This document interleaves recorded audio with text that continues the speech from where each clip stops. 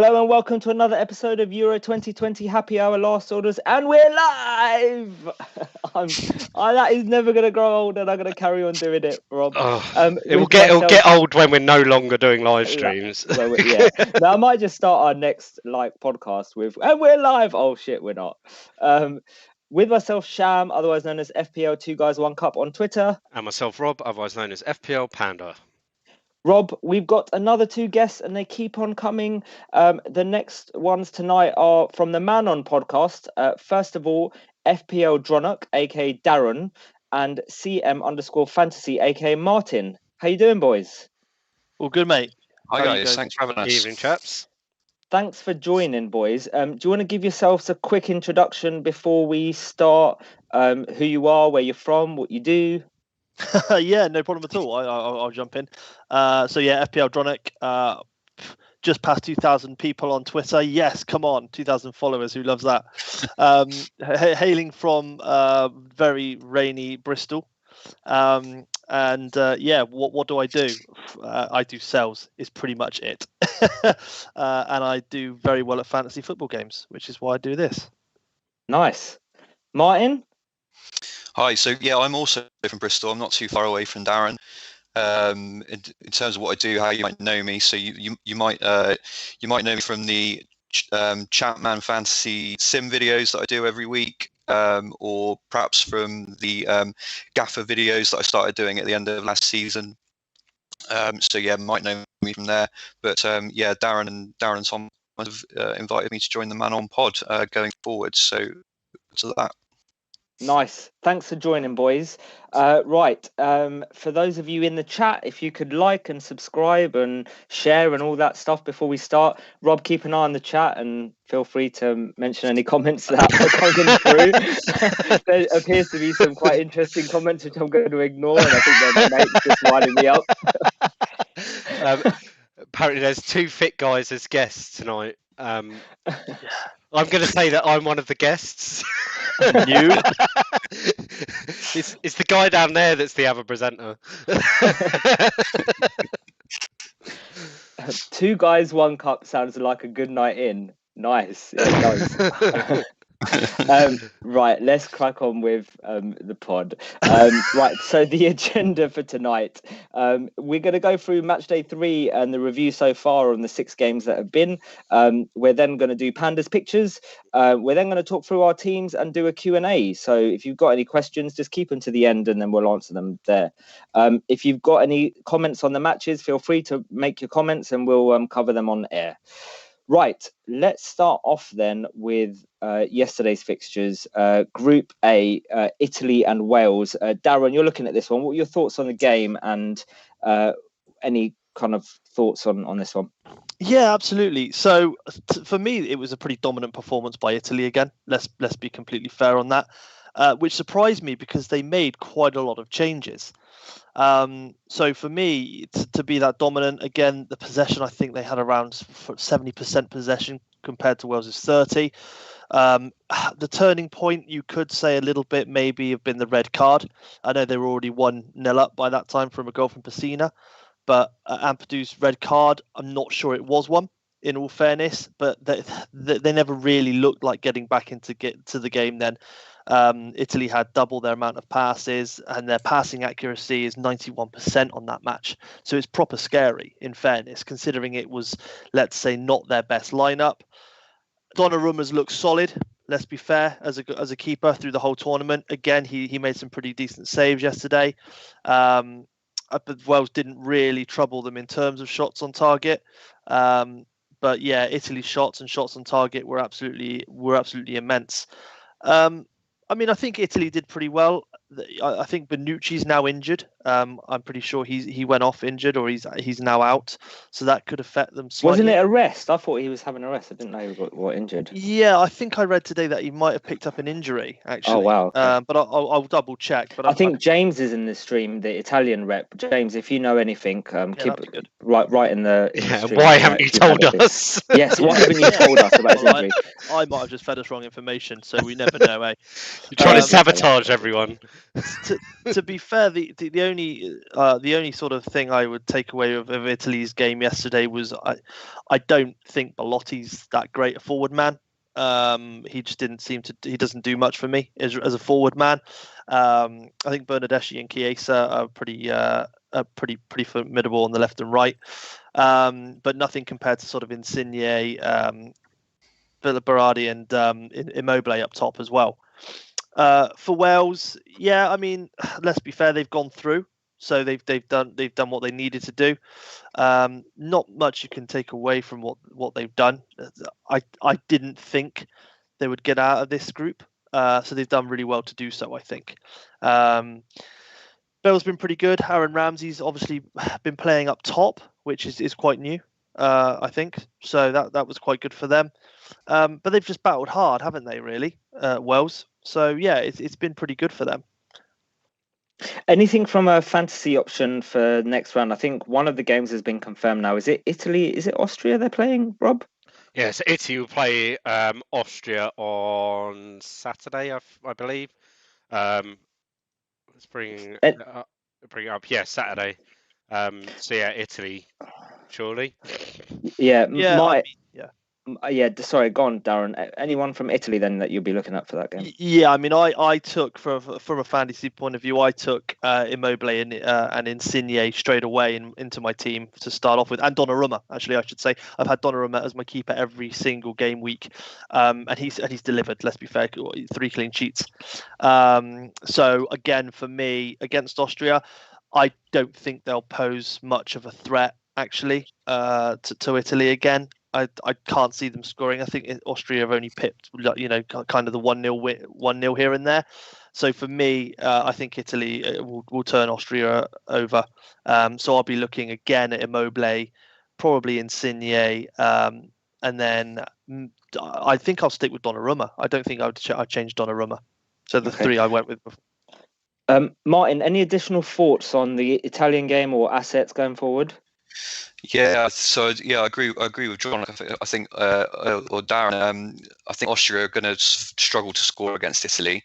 I didn't see Austria's third game, but the games I did see of Alaba was being completely wasted, playing far too deep. So they're going to need to get Alaba further forward if they're going to have any chance of getting past Italy, I think. But so that would be interesting if they do play Alaba further forward. It will make for a much better game. But otherwise, I expect Italy to be comfortable.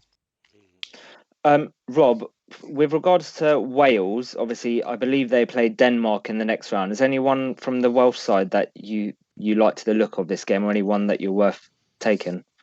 I think Aaron Ramsey could be a nice little punt. I think that's gonna be one of the really good ties at the round of 16 because I think they're very, very much even going into the game. But I mean, Denmark, and we'll talk about in a bit, they looked pretty ruthless tonight at times. So, but Wales have come out quite strong, I think, and we'll lead on to the Switzerland-Turkey game from yesterday. But I think they, were sort of well worth their second place in that group. That's quite a good question. Hold on 1 second, 20 seconds, and we should be back live.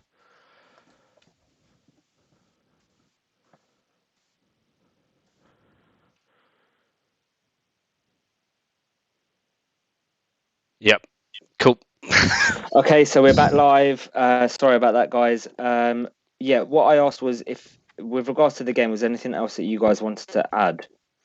I like Spinazzola. I don't think you mentioned him, Darren. I did. I think he's the first name on the team sheet for Italy for me. He just plays in such an attacking role. Obviously, he didn't play last night, but I think for me, it'll probably be Spinazzola, Donnarumma, and then probably a toss-up between Immobile and Insigne.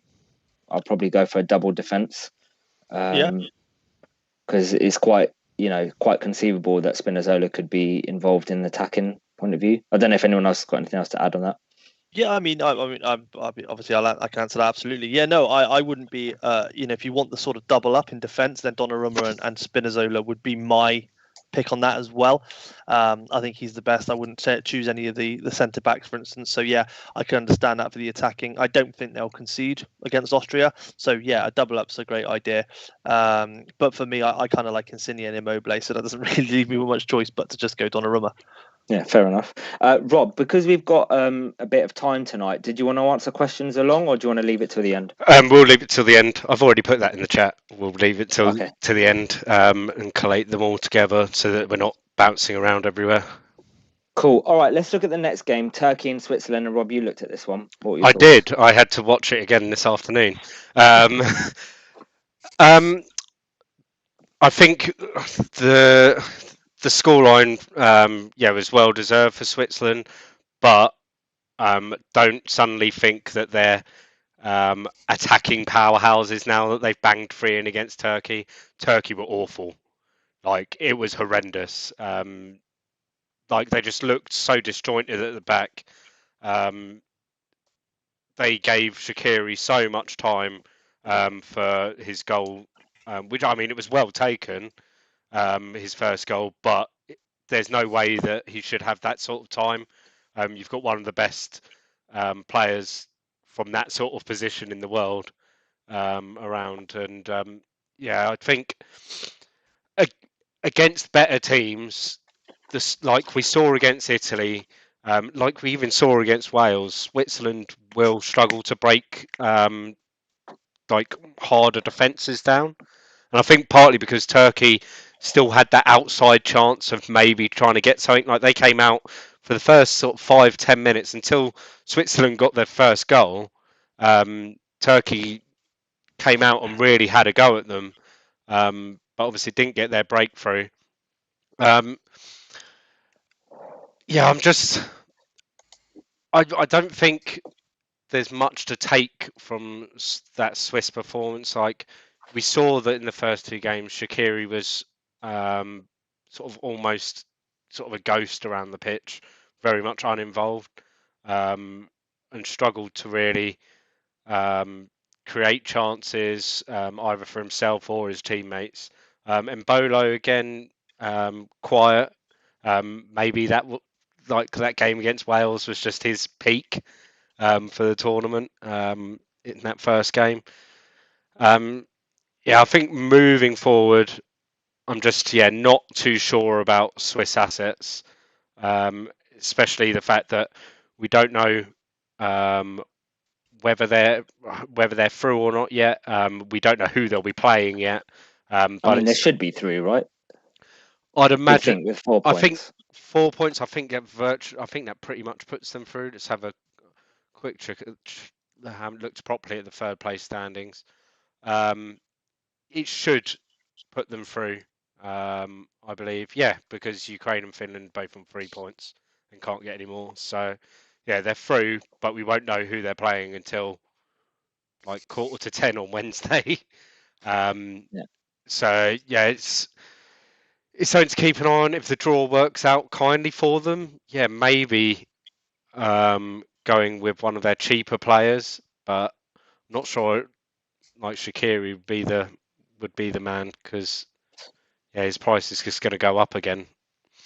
Yeah, just before we talk on Switzerland, just a quick word on Italy. Like, I'm so disappointed in them this tournament. Like, I picked them as my dark horses at the beginning of the tournament. I really thought they were going to do well. You mean Turkey? Turkey. I was like, what's he going on about here? Disappointed in Italy. They're doing really well. Sorry, Italy were my other dark horses. They only won 3 out of 3 games with 3 clean sheets.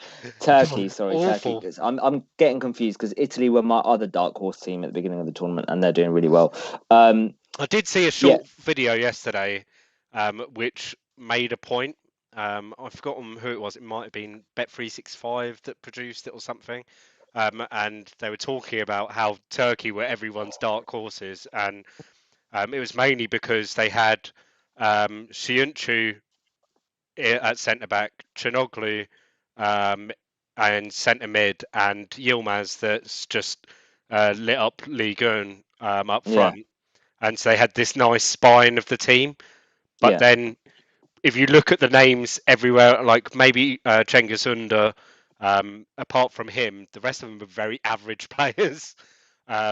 and they said that someone probably said, "I fancy them as a dark horse," and then it was just Chinese whispers all around before everyone started saying that they were the dark horse, because they look nothing like a team you'd expect to see going into the knockout stages of any They competition. look like a fucking three-legged horse rather than a fucking dark horse.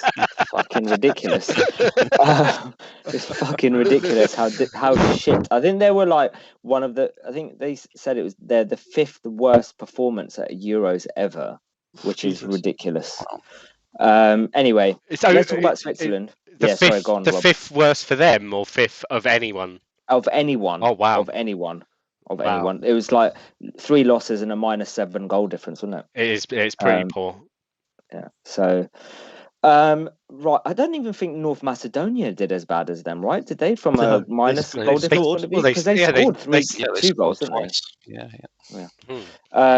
Right. So Switzerland, for me, I think I depending on who they play, I think Shaqiri might be worth a punt in the next round. What did you think of Mbolo? Did either of you two watch the games, Darren or Martin? Did you watch the game? I've watched every game so far, actually. So how was Mbolo? What did you think of him? He's a unit. Don't get me wrong. He's got a little bit of speed to him as well. Breel Mbolo is a player that I think has been around for quite. I feel he's been around for quite a while. I've known about him for quite a while, but he seems still to be really young. So I don't know if I knew about him when he was like really up and coming. But I just don't feel that he's fulfilling the potential that he probably should have had. He's lively. Don't get me wrong. He's got a good touch, but he's not lit the tournament up for Switzerland. Mbolo's like Donnarumma. I thought Donnarumma was 30, but he's like 22. Yeah, exactly. I feel like Mbolo has been playing for years, and I remember him from past fantasy football games or computer games, and I'm like, yeah, I've signed him. He's 21, but no, he's still really young. It's ridiculous. Martin, any thoughts on Switzerland assets then? Yeah, I'm not keen, to be honest. I thought it's with how bad Turkey have been, it's made it a poor group, and they've sort of smuggled their way out of it. I'm not keen on them at all. Like I say, we don't know who they're going to play in the next round, but it would probably be an avoid for me.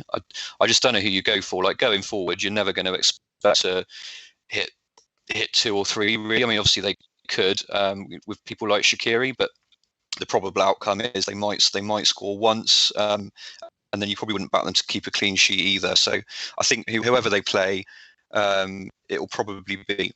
They'll either get battered or it will be tight, depending on who they play, I think. So I just don't think there'd be much upside from them, whatever happens, really. I think best case scenario for Switzerland would be if it worked out that they played. I think the best case scenario they can get is who would it be? It's either going to be there is no best case scenario. It's either going to be Belgium, or it will be the winner of Group F, which will be Germany, Portugal, or France. That they'll play. Okay. So Bye, Switzerland.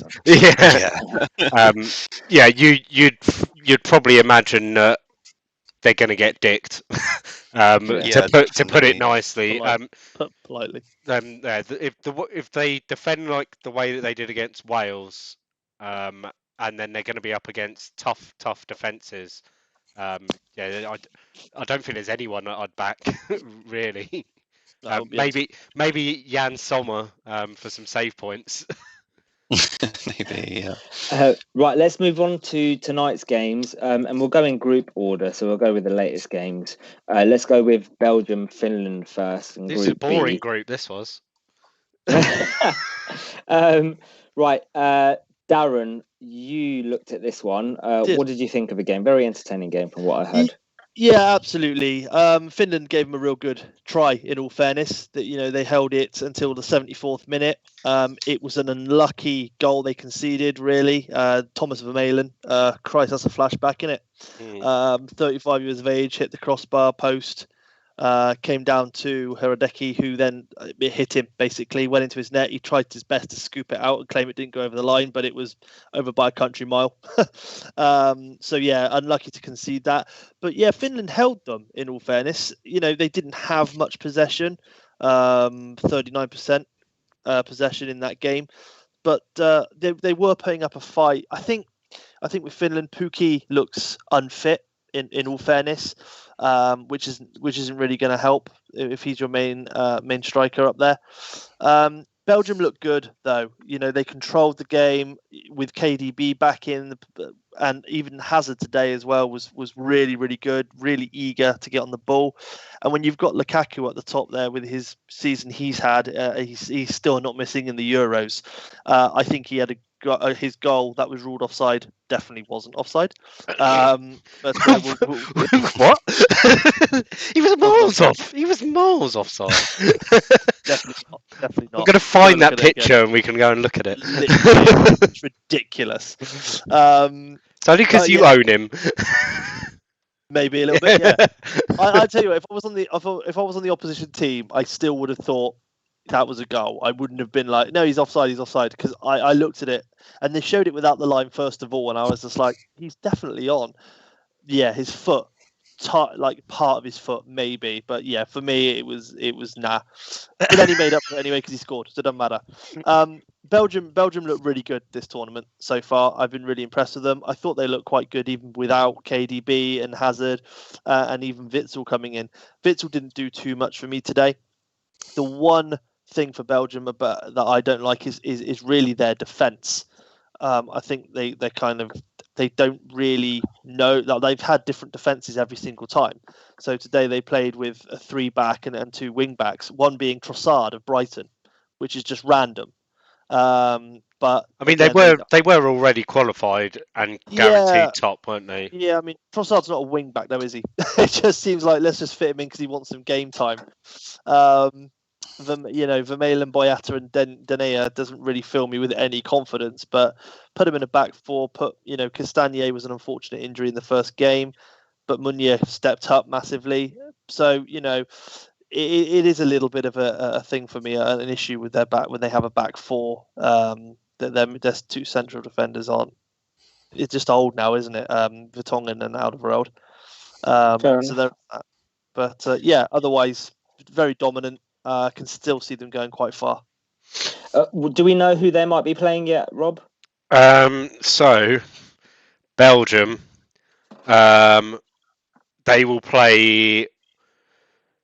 What was this? Group B. So they will play third place in either Group A, D, E, or F. So haven't got a fucking clue. Not a clue yet. No. That's one thing I will say actually just before is Doku, who played today, was really lively. Very young guy, great talent. I think he'll do really well. Speedy little fucker, to be completely honest with you. He was pretty phenomenal. Martin, who do you like from Belgium's side going forward? Let's say they get a weaker side because we don't know who they might be playing. Anyone that you'll be looking at from here? Yeah, I mean, the obvious answer is De Bruyne, isn't it? I mean, it's the obvious answer, but sometimes you think, oh, do I spend the money on it, or do I try and go with something different? I think this is one way you don't. I think he is the main man. Keeping half an eye on their game tonight, he was the one that made everything happen for them, really. Along with Doku, who did look lively, looks the only player that was prepared to actually run at the Finns rather than just pass it in front of them. But yeah, I think it's got to be De Bruyne. Obviously, you've got Lukaku up front as well, but you've probably got other striker options as well. Whereas in the midfield, I think De Bruyne is the standout pick sort of across the tournament. So I think it's him. I'm not keen on their defence. I know they haven't conceded goals yet, but they weren't tested tonight at all. Keeping half an eye on it. I think they've had it quite easy so far, and I agree that they are potentially a bit suspect if they come up against teams with a bit more pace. So yeah, that's where I'd be looking really. I think it's De Bruyne for me, and then I don't know. You could punt someone else that might get in on it if you want to double up on Belgium attack. But Rob, when we spoke to the Belgium rep, he basically said whilst De Bruyne is really good, the main man for Belgium is Lukaku. Other than Witsel, in terms from a fantasy point of view, he kind of said, Lukaku's the guy. Do you think it's worth sacrificing, I guess, the rest of our squad going Lukaku, De Bruyne and Meunier and going for the triple up, but we know it's going to cost a lot of money, but they're kind of really needed? Or do you think it's a case of it's either one of De Bruyne or Lukaku?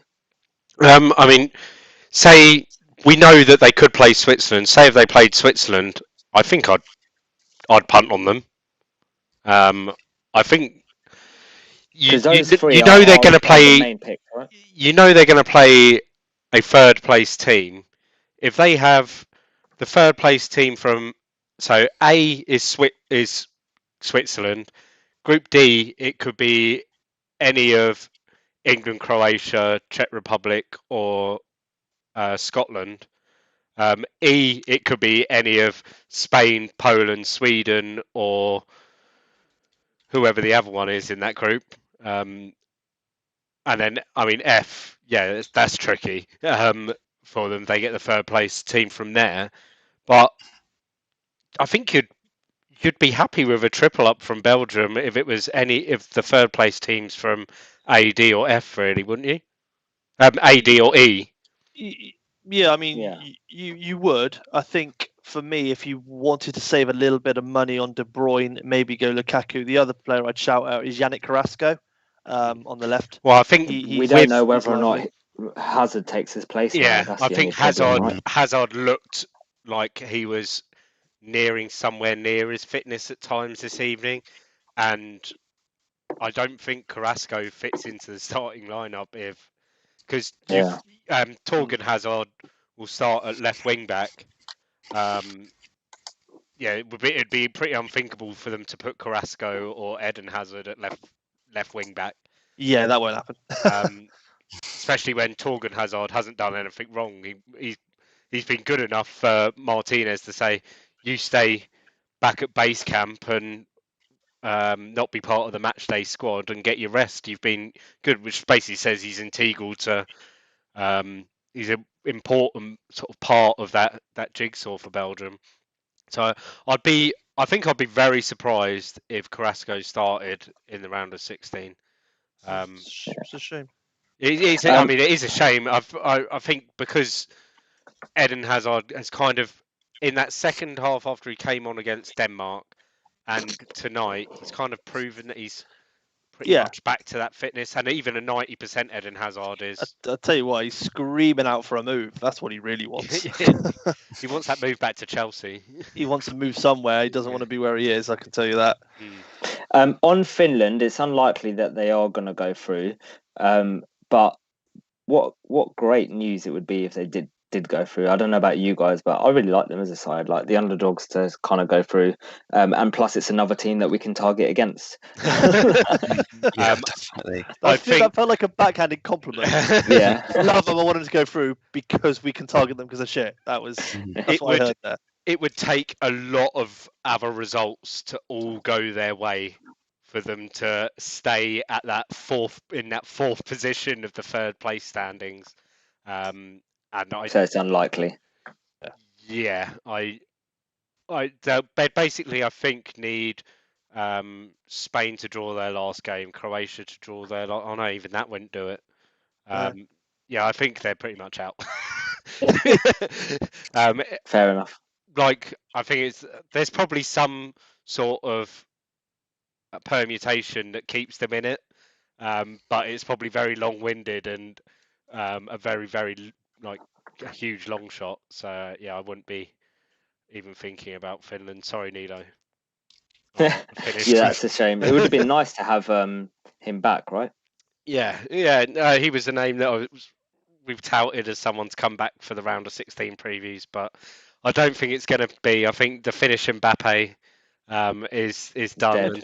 Is done until possibly until the World Cup next year. We'll see. Well, I've just checked the odds just to see what their odds are on qualifying. They're 12-1, so it's basically very unlikely to qualify. So that gives you some some perspective. Right, let's look at the next game in this group. Martin, you looked at this one. Russia and Denmark looked like quite an entertaining game. I watched half of it. What did you think? Towards the end, I was almost forgotten that I had to come on and talk about it, and I wasn't. I was just enjoying it rather than dodged in what I might say about it. But yeah, really good from Denmark. Obviously, big pressure on home to get the win that they need, and they needed to score a couple of goals as well, didn't they? So big pressure, but they dealt with it. I thought they looked good. Russia were awful. Let's have that right as well, and they've been pretty poor all tournament. But yeah, Denmark, good energy. They played really well in the first half against Belgium as well the other day, didn't they? So that intensity is definitely there that will cause teams problems. And if you can smack a couple of screamers in like Christiansen and then you're going to win the game, aren't you? If you play like that. So yeah, so a couple of screamers. Paulsen's goal was obviously a huge error from the Russian defence. So they've had a couple of screamers and one put on a plate for them. But I still wouldn't take anything away from them. They were good today, and with a lot of pressure on them.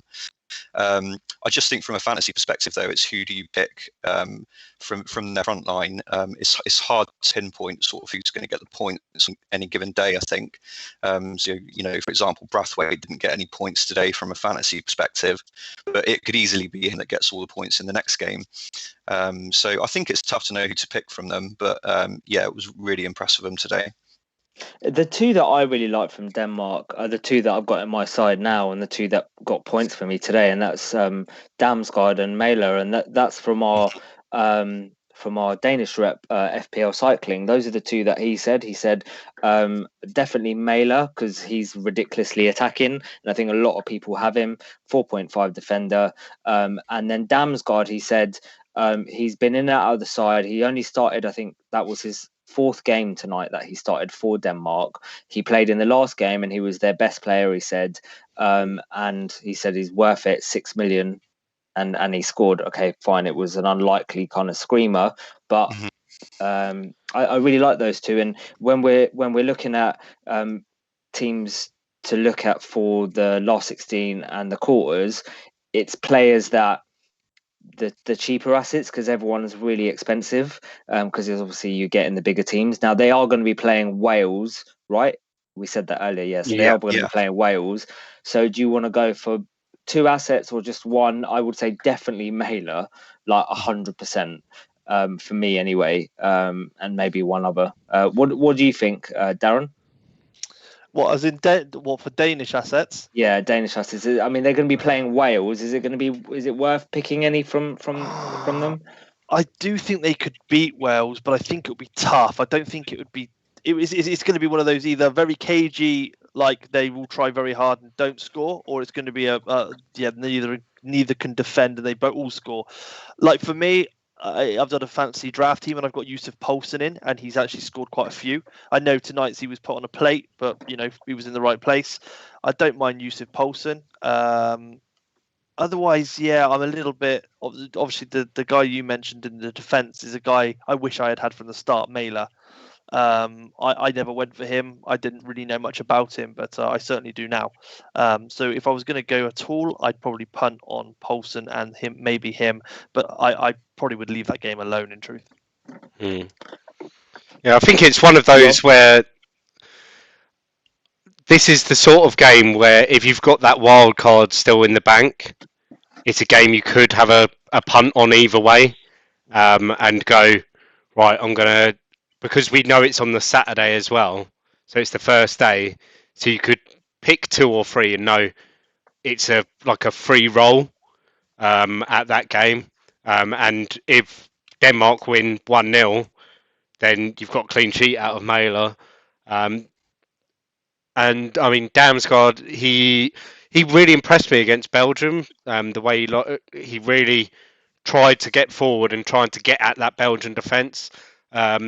He was someone that really stood out for me. And yeah, I think it's one that I'll probably just have Mæhle, but if I fancied a punt or I needed someone with like just for money reasons, then Dalsgaard could be someone I looked at as well.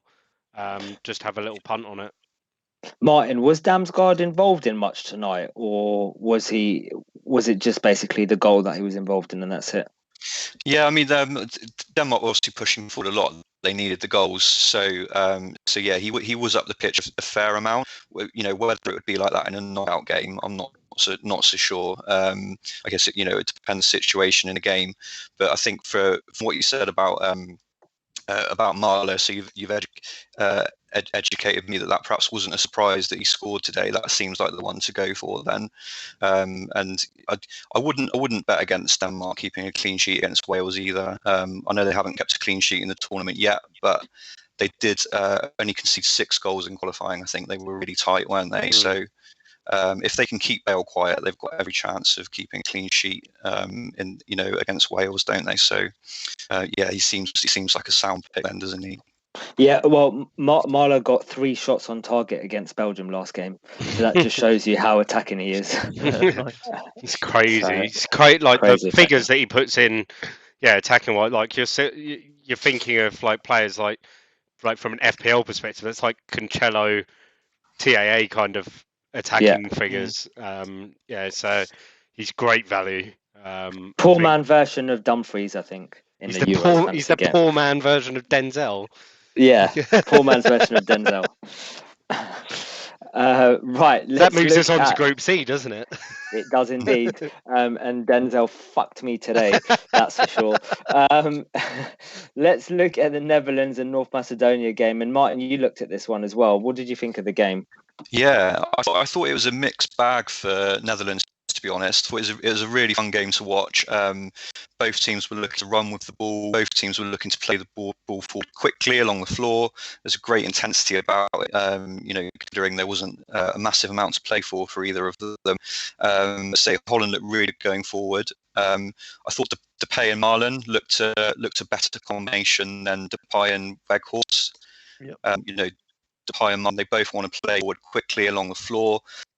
They can both line, they can both get themselves in the middle. Whereas when it's Weghorst, Weghorst always wants to be the guy that's in the middle. There isn't that flexibility that Depay and Marlon have got, where they can kind of mix it up a little bit. One of them gets wide, one of them goes middle. So I thought that looked a better combination for them. Obviously, Wijnaldum got a couple of goals, so 24th and 25th international goal, which if you're only used to watching him for Liverpool, then it might seem surprising, but he does get himself much further forward for Netherlands, and that was evident again tonight. Dumfries looked really good again, with Weghorst not on the pitch. It looked like he was their target from corner kicks.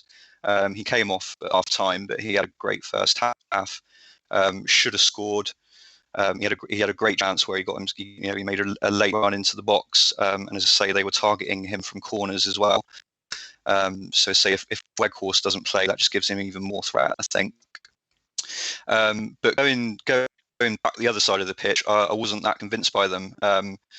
They were playing with a kind of high press, sort of hunting Macedonia in packs, and there were a couple of times where Pandev was just too good for it. He just flicked it around the corner, made a quick one-touch pass, and all of a sudden, the back three were completely exposed. So, if they do that against a better team, they're going to be punished. They should have conceded tonight. Tchaikovsky scored a good goal. He was just offside. De Vrij, I'm not sure how you pronounce it. De Vrij. He had a poor half. He was completely out of position for that offside goal. He smacked a couple of balls out for a corner. He was under no pressure, and he got hooked at half time. So I don't know if he was rested, or it was just a poor performance. But he didn't play well at all. And as I say, I just think Netherlands, if they play like they did tonight against a better team with that high press, there'll be more players like Pandev on the pitch that can release people in behind them. So I think whoever they play in the knockouts, I think it will be a fun game if they're going to play like that. So very good going forwards, but I thought they were suspect at the back. I'd love to see Holland and Germany. Like that would be such an open game. It's a possibility. Yeah. I'd love to see that game. It's a very small possibility. I think it would involve It's going to be like Portugal. 6-all. It would involve Portugal beating France, and then Germany dropping points against Hungary. Right, Not happening. So it's unlikely. It's unlikely, but it's a possibility. Yeah. Darren, what assets did you have in this game? I had, I believe, I had Wijnaldum actually. Oh, nice. But I did, do you know what? I had it. It was either him or Hazard for captain today, and I went Hazard, so that was a poop.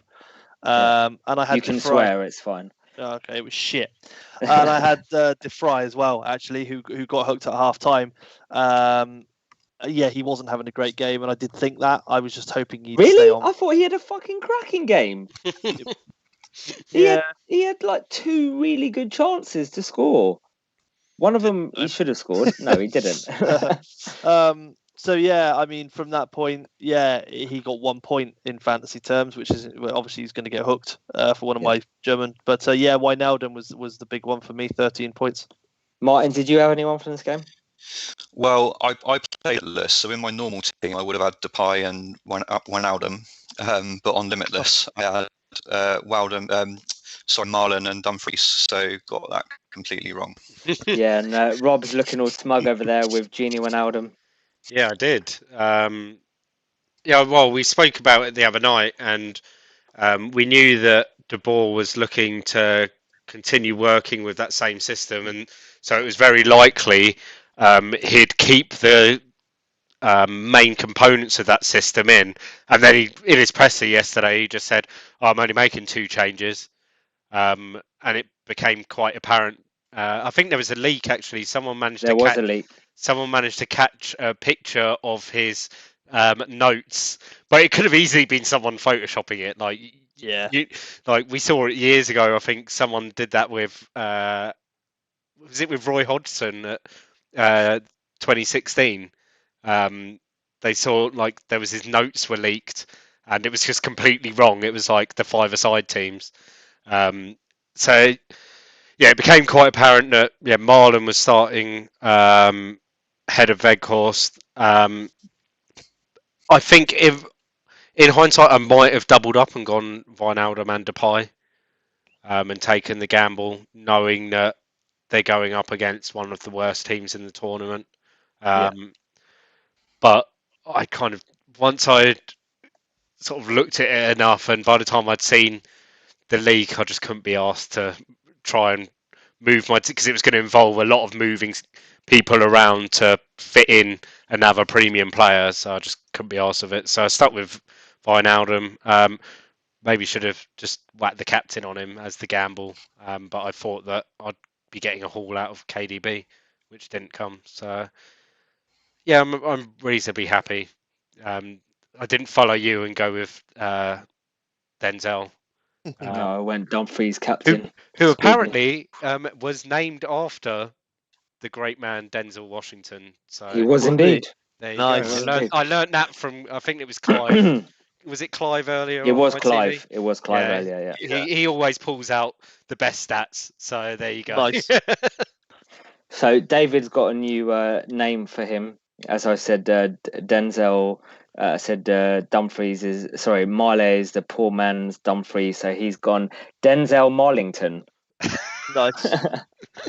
It's quite a good one. Right, let's move on to the final game, and that was the entertaining. I think it was probably the best game out of the 6, Ukraine and Austria. Rob, you looked at this one, didn't you? Well, I'm going to keep this short because it was really entertaining, right? It wasn't the great game, but it was interesting to watch. I mean, Malinovsky, who had been like lauded and tipped up all over the place and was in fantasy teams in match day 1, and like he was one of the most owned players in match day 1 because of the value that he brought, and he got hooked at half time. He was poor in the first half, but then in the second half, Ukraine didn't have anyone in the centre of the park that could move the ball for them. So they lost. Like, even though he was having a poor game, they just didn't have anyone in the sense like Zinchenko, bless him, he looks like a fucking 14-year-old at a school disco, and like doesn't know where to go, doesn't know what he's doing. Is that how you feel on a daily basis, Rob? Occasionally, yes, that is how I feel. That's how I feel like doing the dad thing. Just Yeah. don't know what I'm doing. What I'm Why doing, am I yeah. here? Is that how you feel on the podcast? Occasionally, that's how I feel when not when there's guests around because there's other people to talk to. It's when I'm stuck with just you. Oh, right, okay. So yeah, Back. it was very disappointing from Ukraine.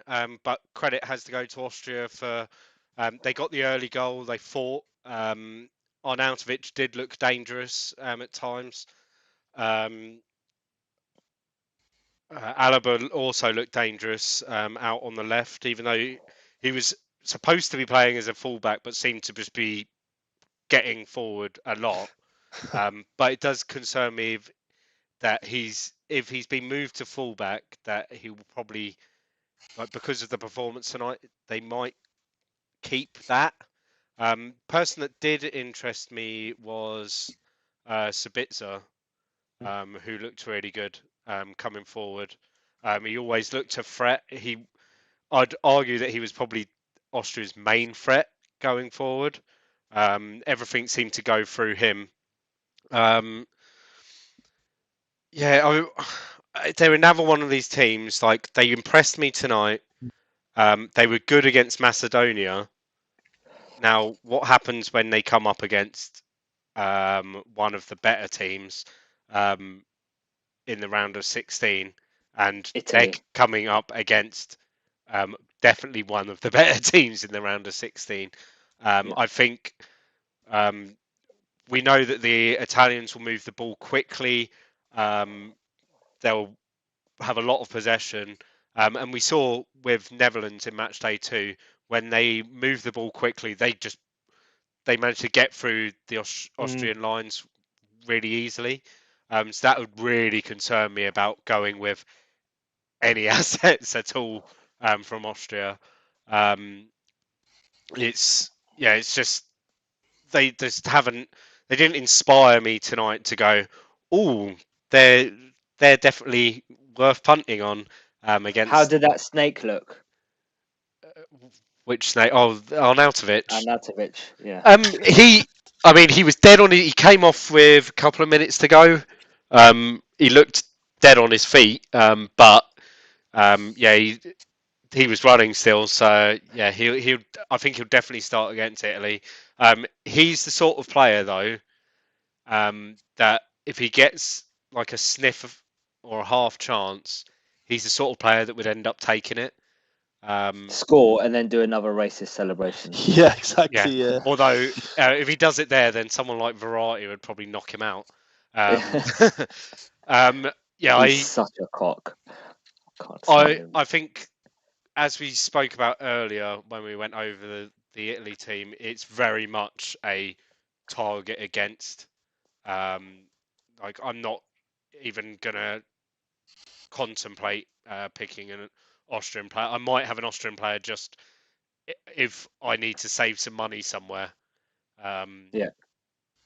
But yeah, and they play on. They're a Saturday kickoff as well, so it's the sort of player that you just start them knowing that you're probably going to sub them off. Darren and Martin, you got anything else to add on this game, or anything about any Austrian players?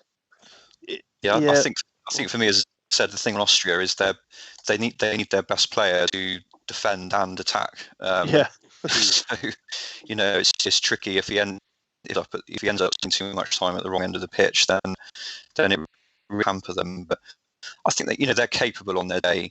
I can't remember who said it now, but I heard someone earlier today say if you of Hungary are a team of players from the sort of lower half of the Bundesliga and sort of capable what they've been capable of, Austria are a team of players. A lot of them are in the top half of the Bundesliga.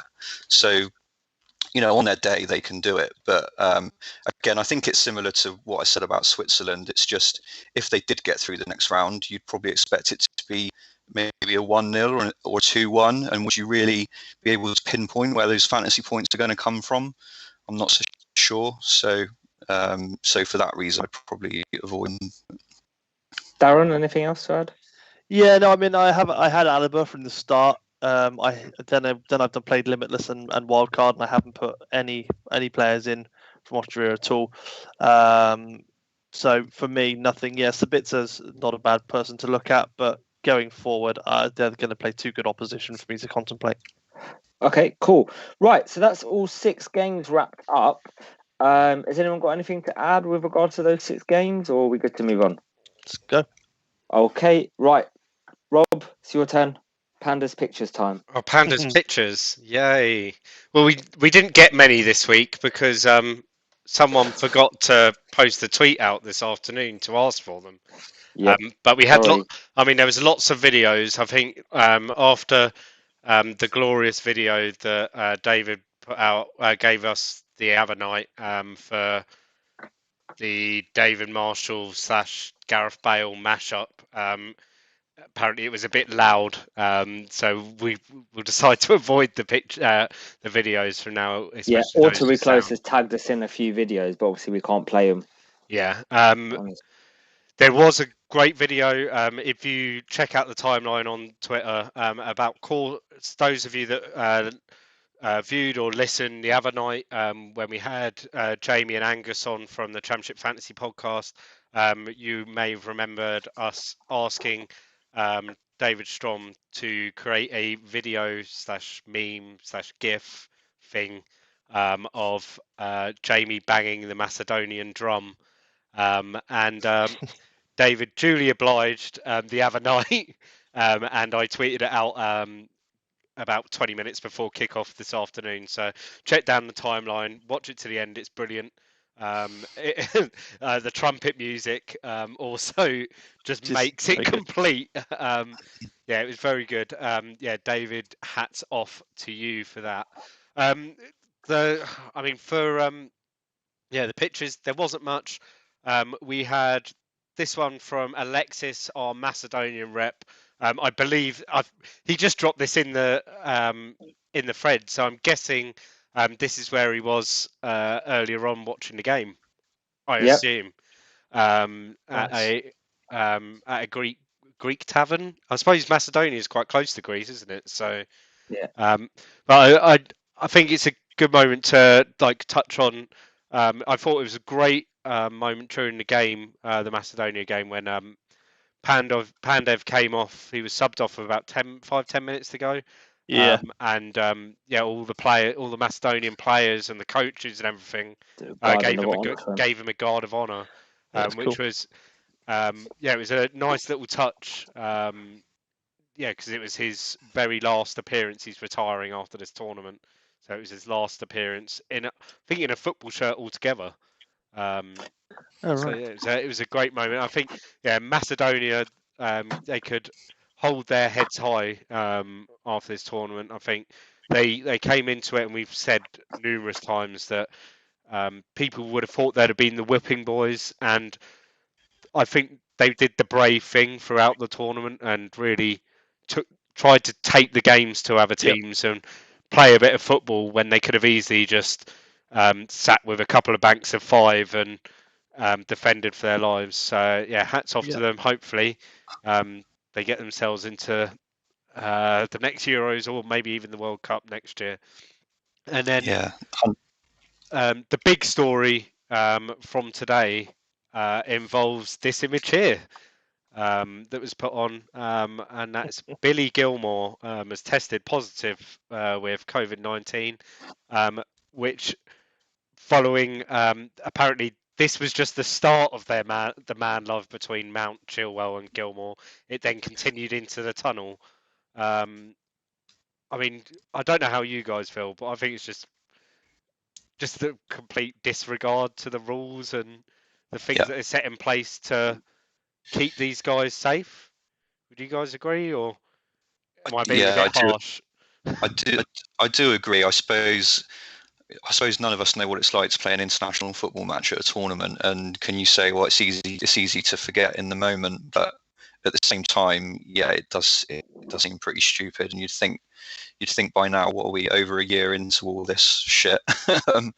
you'd have it pretty ingrained by now that you shouldn't go mixing with groups outside groups as much as you can avoid it really. But so yeah, it's a bit silly. But my only thought on that is that when you're playing a football match, you're getting tight, like probably as tight as they are in this picture, right? You're getting this tight to the players. You see how close they get. Not for like you're not walking around hugging for 5-10 minutes, are you? No, but you are being quite. You're close, but you are being close. And if you add that all together in a 90-minute match, it's probably as long as they were hugging each other or walking around. They weren't doing it for 5 minutes. It was only like a minute, and it's probably the same. They continued into the tunnel. Yeah, I don't know, man. I just think. I think there's precautions and stuff that's been put there, and people like we see that there's now 2 and sometimes 3 coaches that bring these teams where they're not sitting next to each other on the buses; they're all sitting spaced out. And the people say about the changing rooms now, the Wembley changing rooms, the football ones are huge. If you've ever been to Wembley and seen the NFL ones. They're humongous. They're like fucking halls. They're that big, and these guys are using those huge NFL changing rooms, so they've got like shitloads of space to themselves. It's maybe screwed up the. I don't know what Gareth Southgate's plans were for tomorrow. I said we weren't going to be negative about Southgate tonight, but still not. Something like this is the sort of thing that it always happens. There's something that just a bit of controversy, shall we say? Because it looks like both players will be out of the game tomorrow. I think they had tests today, or they're being tested again tomorrow morning. They had to find out whether they could be part of the squad. But you'd imagine that if they had to were isolated from the squad today and not training with the rest of the squad through today, that they probably shouldn't be playing tomorrow. No. So I mean, it's one of those stories. It's a shame for Billy Gilmour because he was brilliant against England on Friday night. And if Scotland have the unfortunate happen tomorrow, which I mean, it's Scotland. We know what's going to happen. That'll be his tournament done and dusted in one game. One star man performance, and it's all done for Billy Gilmour.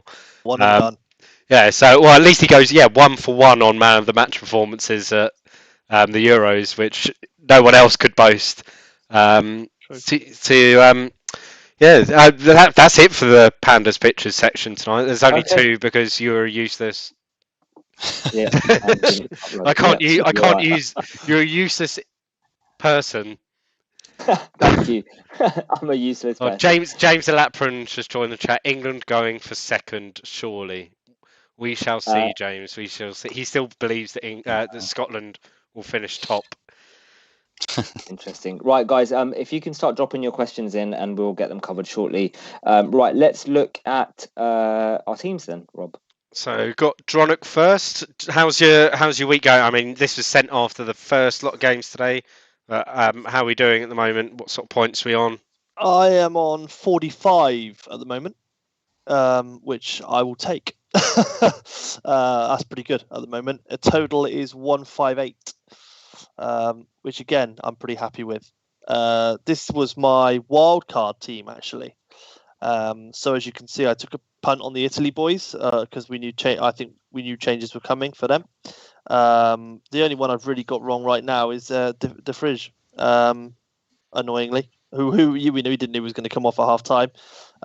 So that could have been another 6 points there. I love your pronouncement of him, De Fridge. The fridge. The fridge. The fridge. The fridge. The fridge. Why not? The fridge. Let's call him the fridge. The fridge.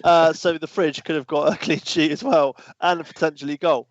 So yeah, it's milkshakes and aren't they? Those fridge milkshakes are good. Yeah, they are. They're nice. They are. Yeah, there you go. So yeah, the milkshake man. So the only annoying thing for me is not captaining Wijnaldum, because I did toss up between those two and thought, no, Hazard looked lively when he came on last game, and they're playing Finland, so I went for that. Otherwise, the only two I'm really scared about now is, three actually. The two boys I've put up front. I punted on Morata to actually do something, and Isak's due a goal because he's been brilliant. I think he's been blinding. he is quality. He's probably been the best player that hasn't produced a return yet. Yeah, exactly. Like his feet. If you look at videos of Zlatan Ibrahimovic at Ajax in his early days, literally it's Isak. Like it's the feet, it's just really good. So the real comparisons there, considering that he was a bit of Zlatan understudy. So I think Isak's due his goal. I don't think Poland have been great, so that's good. Morata, I don't know what's going to happen with him. And Reece James, I don't think I'm confident he's going to start. I think he should. He's played very well last game, but I'm not confident. Maybe with Chilwell and Mount out, that might change things. We'll see. I think more with Chilwell, it's just Shaw has shored up his place. I don't think he did anything wrong. No, true. It'd probably be Shaw, but it might make a change with Mount. There's rumours about Trippier coming in for Reece James, which Why? I mean, Why? Don't start. Not even for fantasy. Fuck fantasy. Why would you bring him in? Reece James played great. Why would you? I don't know if we can pronounce it. All I know is I can eat it.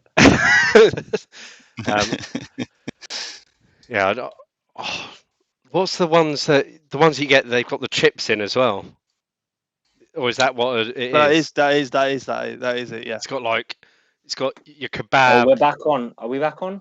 We are now. Yeah. Everyone's going to hear us talking about gyros. Yeah. So yeah, Can thanks. you guys see us? Well, we are. Yeah. Yeah, I can see we're live. So thanks for that, Martin. We'll go. Let's go to Sham first. Really? Yeah, let's have a look. How did you do this evening? Well, actually, I had a not bad evening. It wasn't too bad at the end. In the end, no. In the end, it wasn't bad. So I had Damsgaard. So it was starting the night after the Netherlands game with 9 points, and everyone else on 30 plus or 25 plus. Captain fail of Dumfries, Denzel, Denzel. And then I had 8 pointer coming from Damsgaard, 6 pointer from KDB, an 8 pointer from the poor man's Denzel, and then I was the one that I was really pissed off about was Vermaelen, because I had Vermaelen in my team the whole week. And I think even the screenshots that I sent to you, Rob, the one that we went through on Saturday, had Vermaelen in. And then last minute I thought, Meunier probably plays. They haven't got anyone else at right back. Meunier probably plays. And then I was like, if Meunier plays, I need to have him in. And then I switched in Meunier. And obviously he didn't start. So that really pissed me off, that one in particular. We did discuss Meunier the other night, and you just ignored you that. said you said he would start. I said but James said it's going to be Chadley, and you were like, no, Chadley doesn't start, and you were right, Chadley didn't start. It was fucking Trossard. And Chadley started on the other side. Yeah, I was going to say Chadley did start. Yeah. Yeah, on the other side. Chadley's an absolutely terrible footballer. But yeah, it serves you right for not listening, to be fair. And we said that Dumfries maybe comes off early, which he did. He came off at But to be fair, even if I captained KDB, right, I'm probably swapping for a Germany guy anyway. So it doesn't really make a difference in the grand scheme of things, because you had told me today, and obviously my team was already locked with Dumfries in it. So it really doesn't really make a difference. Are you twisted? I guess we'll talk about your team in a minute, what you're going to do with KDB. But yeah, 37 points. Listen, it's not too bad. It's not the end of the world. What are you on, Rob? How does that compare to you? 50 odd? What are you on? 48. Yeah, okay, look, 37, and I've got a captain to play, and I've got Moreno, Torres, Spain goalie, and 3 Germany players. Look, it could turn around. It could. Well, should turn it around. started to turn around this evening for Yeah, them. So yeah. So it's there not you too go. bad. Right, go on then, Rob. You show yours. So, I mean, it wasn't a great evening. I did have that gamble on, Ukraine, who decided that they basically. I should have said this earlier. Ukraine stopped playing football midway through the second match day 2. That was their tournament. They peaked there, and then the second half against Macedonia, and then all of tonight they were awful. So yeah, it didn't really work punting on them. Although Mikolenko did get himself forward a lot. I thought he was more likely to get me a return than Yarmolenko was. Bushchan, I'm just glad that he equalled Kakir's 3 points. So I can't really be complaining about that. It was another punty pick from Ukraine. Wijnaldum is the main man for me. 13 points from him. In hindsight, yeah, I could have taken a gamble and captained him, but I thought the But safe you're not pick. good enough. I'm better than you. Yeah, I went for the safe pick of Kevin De Bruyne, who, I mean, on another night, he comes up with more than one return. If Lukaku's big toe wasn't offside, he gets 2 assists tonight. And if he gets that second assist, I'm probably sticking on 9 points. But because So you're twisting on 6. yeah, of course I am. Yeah, I'm going to be going crazy tomorrow because my only player tomorrow is Che Adams. So I am going to be sticking the captaincy.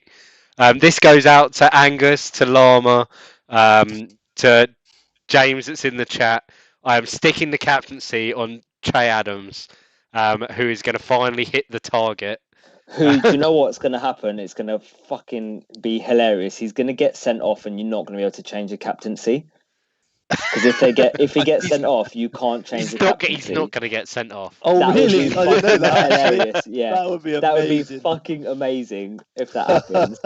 It's not going to happen. So yeah, I'm going to roll the dice on Che Adams. If that Well, doesn't, actually, do you know what? I don't know if you can change the captaincy, but I definitely know you can't sub him out. But it would be funny if you couldn't change the captaincy. if that doesn't work, which I'm not expecting it to, then I'll have a tough decision to make on which German player to captain. I mean, out of Gosens, Gnabry, and Havertz, let's have like one word answer. One word answer. Gosens. Darren. Havertz, I'm on him. Havertz. Martin. I'm going to go Gnabry. I've got them both. I'm going to go Gnabry. That doesn't help me at all. I'll be going Gosens. I've got Thomas Muller. He's not going to play, so I'll say Thomas Muller. I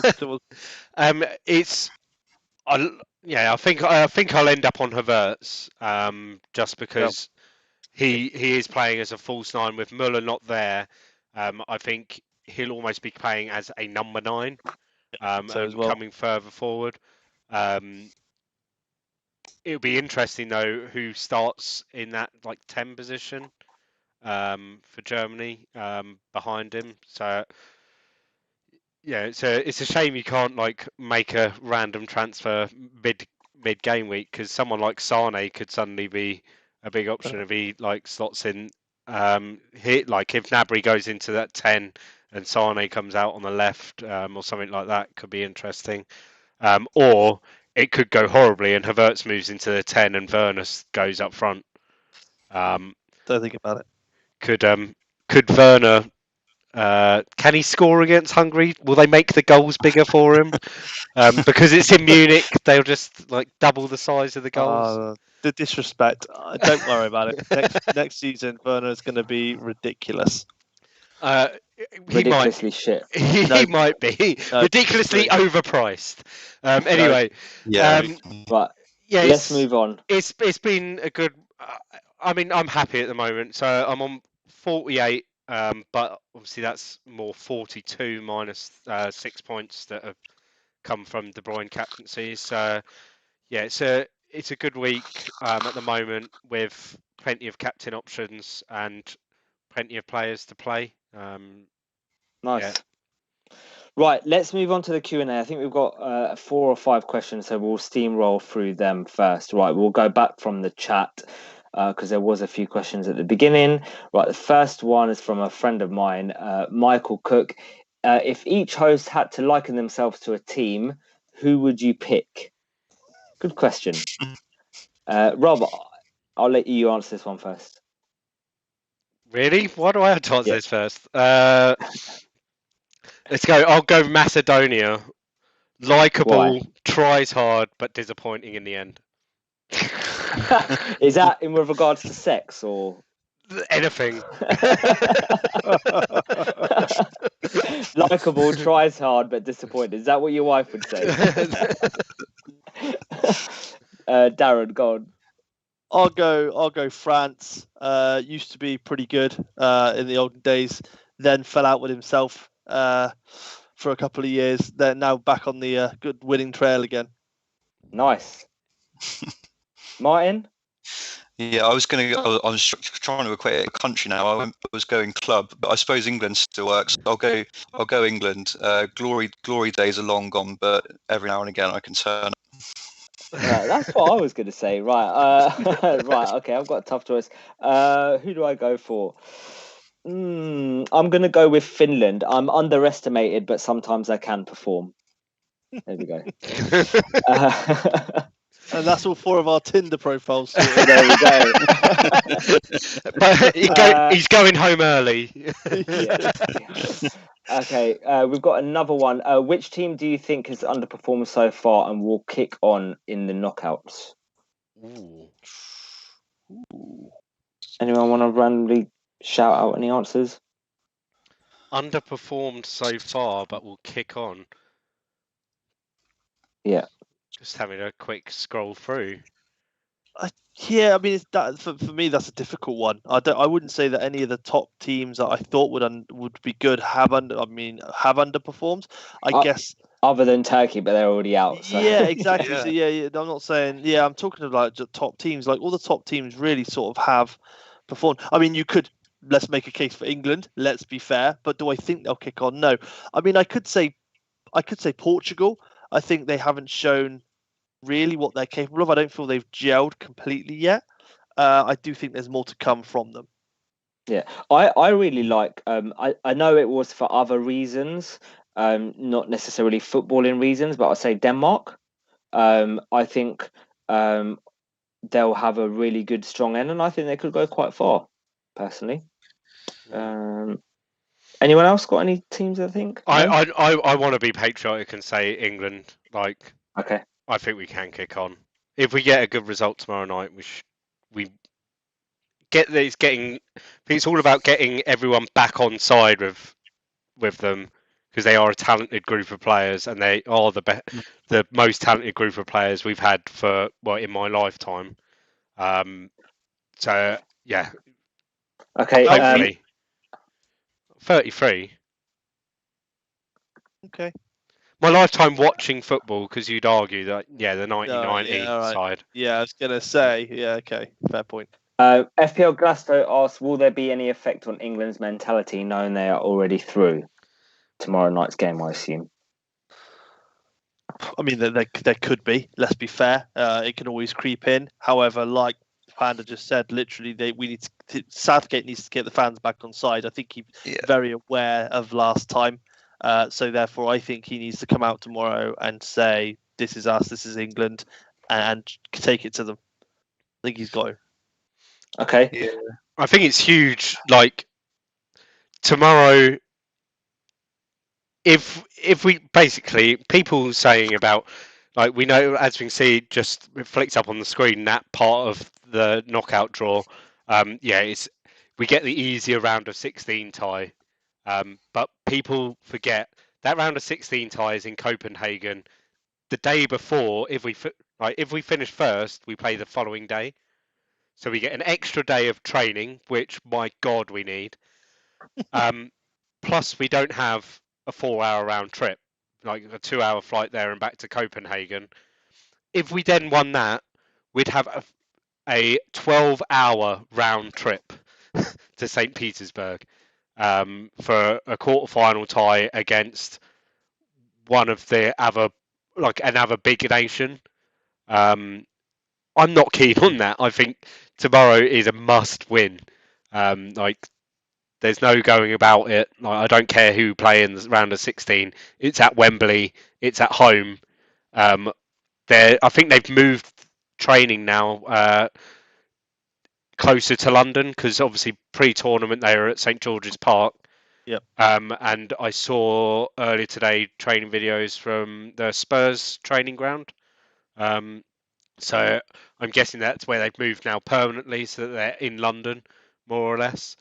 So it just makes sense. Like, would you rather a 2-hour flight somewhere to go and play a game, or a 20-minute ride on a coach to go and play a game? I know what I'd prefer, and like all of that travel time, you're losing out on training, and you've got to remember these players, when they get on a plane and travel, they need to their bodies have to adjust to that because of the travel time, and the going up and down and the altitude changes and everything. Athletes' bodies are a weird thing. It's not like us that can get on a plane for 2 hours and get on the beers straight away. Let's get the next question. So the anonymous, what are your guys' thoughts on Belgium? My thoughts are they could win the Euros, but it would be tough. Anyone want to answer that? I think my worry is they weren't tonight. They didn't play very well in the against Denmark. I think their defence is suspect. I know they were already through tonight, but they just, I don't know, they were coasting a bit. Like, can they just turn it on and off? Other teams a little sharper than them. As good as they were in the second half against Denmark, especially, I just think they had a few poor halves as well. And once you get to the knockouts, it only takes one poor half really, and you're out, aren't you? So I don't know. I'd put others ahead of them personally at the moment. But. I mean, you'd argue that the likes of, like we saw Germany the other night against Portugal, the likes of Havertz, Gnabry, Muller, and that they'd have a field day feeding off of that Belgian defence, and there's a lot of other attacks out there that would be the same, I think. Okay, David asks, biggest underdogs in the round of last 16. I mean, it's difficult to say because we don't know who is in the round of last 16. But from the teams that could get there, I would say Denmark. Yeah, definitely. Anyone else got anything? I mean, possibly Spain. I think they'd be huge underdogs, wouldn't they? It'd be strange if they went through. I think they're in huge danger of going out. To be honest, tomorrow. I think Wales or Denmark could be maybe underdogs. Okay, 2 more questions. Joel asks, if Bonucci and Chiellini aren't fit for the last 16, how does that affect their defensive solidity? Donnarumma, Spinazzola, still good options or an avoid? Yeah, for me, they're still good options. I think maybe you make definitely a case for Donnarumma and Spinazzola. I don't think their other centre-back cover is that bad. It's all about the team with Italy, not just the defenders. Chiellini and Bonucci are very old. They're quite slow these days, but it's just about the team. When the opposition has the ball and presses, Italy just get into a great formation and stop them. Okay. Okay, and the last question, and you boys will have to answer this because I don't understand it. James Elaprin asks, my 10th and 11th men in Champman this week are Zieg and Doherty. Do I take hits for the likes of Berg and Delaney? I don't know if that's a genuine question or a joke. It's got to be Martin answering this one. But Ziege and Doherty aren't playing. I guess why. Correct. They're on my asking. So I would take it for at least one of them. Otherwise, you're going to field a team. So I'd take a hit for one of them, possibly not both. it's always difficult to take a hit for defenders. I think clean sheets are scarce in Chan. But yeah, hit one and suck up the other. Maybe go halfway. If that's the only two issues he's got out of that leak this week, he's done very well. In all fairness. Okay, cool. I'm gonna nod and say good luck. Well, you'd never guess that Sham hasn't played. Fair. I'm more angry that he's not. In fairness. It just doesn't float my boat. We'll do a quick update on the mini league. I think it's updated on. We've got to the point where it's updated on the website. I think it has. We'll have a look. Is it different to the image that I have got? It is different to the image, but the leader is still the same person. So yeah, Stephen Irish is still top of the mini league. He's got 195 there. He's surpassed 195. He's on 217 points at the moment, which is it's impressive to say the least. Where is he overall? He's 205th overall. Very nice. Yeah, good stuff, Stephen. I've dropped down to 16th now.